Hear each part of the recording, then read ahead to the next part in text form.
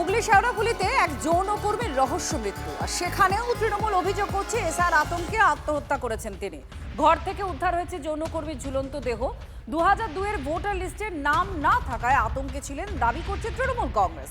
আর স্থানীয়রা দাবি করছে কি গতকাল রাতে স্বামীর সঙ্গে অশান্তি হয়, আর বিজেপি বলছে যে কোনো মৃত্যুকেই এসআর এর সঙ্গে জুড়ে দিচ্ছে তৃণমূল। শেওড়াফুলিতে যৌনকর্মীর রহস্য মৃত্যু এবং তৃণমূল দাবি করছে মৃত্যুর পিছনেও এসআর এর আতঙ্ক আছে, কারণ 2002-এ তার ভোটার কার্ডে নাম নেই, ভোটার লিস্টে নাম না থাকায় আতঙ্কে ছিলেন, এটা তৃণমূল দাবি করছে। স্থানীয়রা আবার বলছে যে স্বামীর সঙ্গে তার ঝামেলা অশান্তি হয়েছিল, আর বিজেপি বলছে যে কোনো মৃত্যুর সঙ্গেই এখন তৃণমূল এসআর জুড়ে দিচ্ছে। এই অভিযোগ বিজেপি। ওনার একটা স্বামী আছে, একটা ছেলেও আছে। তার ছেলেটা স্বামীটা ঝগড়া করে কালকে চলে গেছে রাত্রির বেলা, তখন 11টা 11:30 বাজে।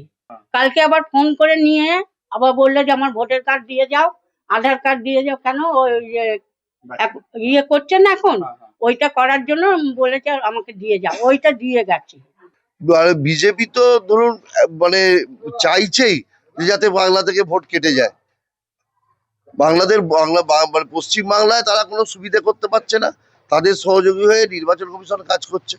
এ থেকে তো পরিষ্কার আজকে বাংলার মানুষ আতঙ্কিত আজকে, বা যারা যারা আজকে মানে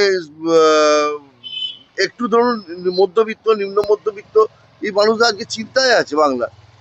মানে মৃত্যু মিছিল আমরা দেখতে পাচ্ছি, এলাকার মানুষ প্রত্যেকে বলছে যে উনি কদিন ধরেই এসআইআর নিয়ে তিনি চিন্তা করছেন, কদিন ধরে ওনার ভোটার লিস্টের নাম নেই, সেই নিয়ে বারবার বলছেন। জানি না উনি এত গভীরে কি করে জানতে পারেন সেই যৌনকর্মীর বিষয়, কিন্তু আমি যতটুকু জানি, আমার কাছে যতটুকু খবর এসছে, সেই যৌনকর্মী যার সাথে থাকে তার সাথে খুবই ঝামেলা হয়েছে কালকে, তারপরেই এই ঘটনাটা ঘটলো। আমি আপনার চ্যানেল মারফত বলতে চাই যে গোটা পশ্চিম বাংলায় যত শ্মশান ঘাট বা যত সরকারি হাসপাতাল আছে সেখানে তৃণমূলের নেতারা ঘুরে বেড়াচ্ছে সুসাইড নোট নিয়ে, আর যখনও কেউ মারা যাচ্ছে তারা সুসাইড নোট হাতে দিয়ে বলছে কি এসআইআর এর আতঙ্কে মারা গেছে।